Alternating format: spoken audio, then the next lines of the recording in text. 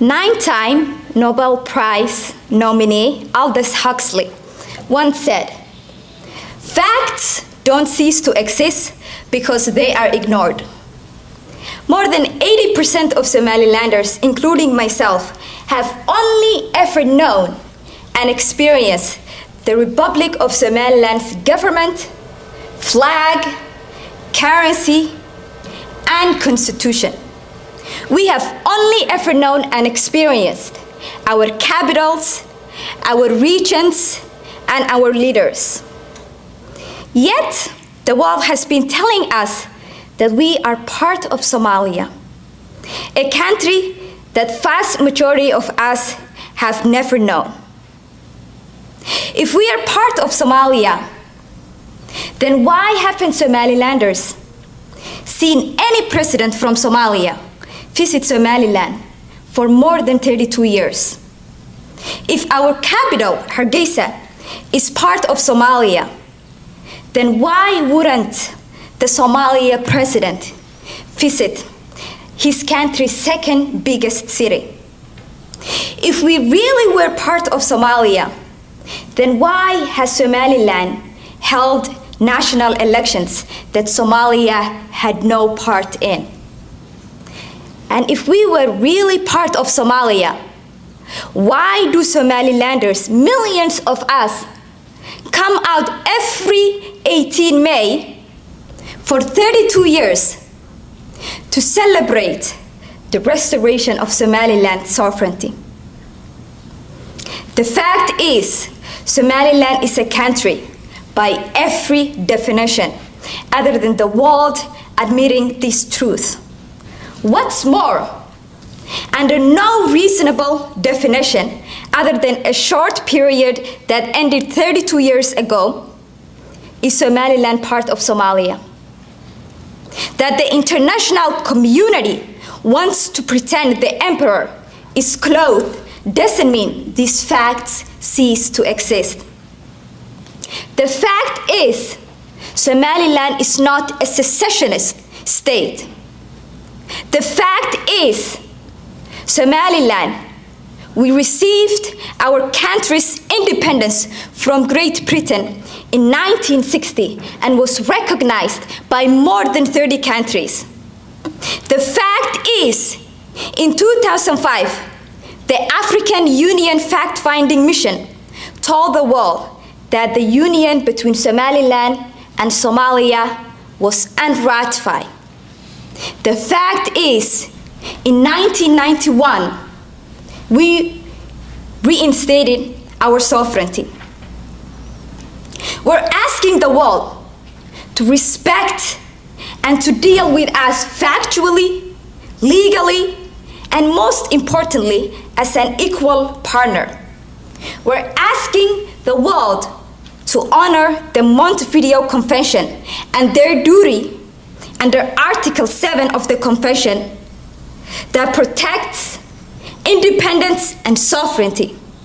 We're asking the world to respect the mandate under the Genocide Convention, as no protected group like the nation of Somaliland should be asked to negotiate with the perpetrators of a genocide. Anyone who ever sets foot in Hargeisa, the capital of the Republic of Somaliland, knows what country they are in, because everyone on the street will proudly tell you that you are standing in the Republic of Somaliland. There is no city in the world more patriotic than Hargeisa.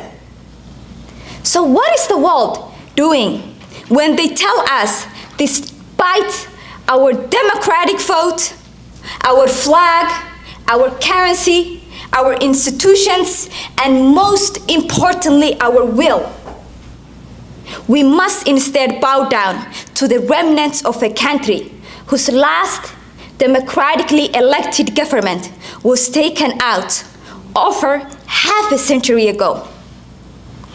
What is the world doing when they tell us Somalilanders that our legitimately elected president doesn't count, and instead our real leader is someone who has no authority over us except the kernels that the international community forces on us, such as the World Bank lending, country telephone codes, and a UN seat.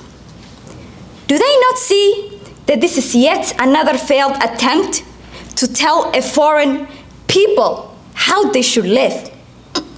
The single Somalia policy is at its core yet another attempt at nation building via the facade of a government that the people expected to live under don't accept. The single Somalia policy in the Somalia version of nation building, Somalilanders are expected to accept an imaginary view of the world that's not matched by any reality we know or want. The single Somalia policy ignores the lessons the West was supposed to have learned these past decades, and it flies in the face of democratic values that America and its allies preach. We have built a democracy, but you would rather pretend we are part of Somalia's 4-decade nightmare. The billions of dollars America has spent on Somalia can be added to its more famous nation-building failures. That is the reality. The single Somalia policy is so backwards that it's impossible for a reasonable person to believe that it exists. Yet, I talk to you today. I talk to you today because I believe that there are reasonable people out there who care about truth and justice. People who don't want to keep running the same failed play over and expecting different results. Somaliland said no to destruction. We cleared the mines laid to destroy us. We built a democracy that represents the will of our people. Despite all the challenges Somaliland faced, our democracy scored higher than any country in the Horn of Africa in 2022, according to Freedom House Index score. Somaliland has risen the way countries are supposed to be created, from the organic decision of people to come together and form a government. We're not asking you to nation build. We are asking you not to nation build. Stop telling 5 million of us that our democratic society is wrong and that you know what's good for us.